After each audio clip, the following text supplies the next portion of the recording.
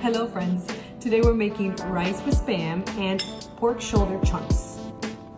Gather these ingredients and let's get started.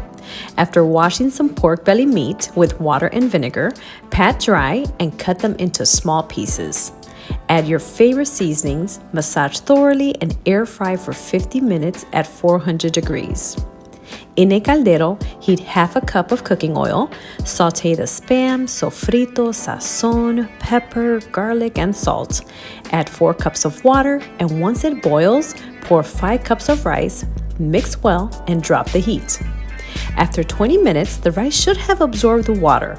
Mix towards the center like a mountain. Don't forget to click on my YouTube channel for a list of ingredients and detailed instructions. Now, cover this rice one more time for another 20 minutes. Mix again, and bam, this rice is done. Remove the pork chunks from the air fryer and plate your dish. I hope you enjoyed this recipe. Until next time.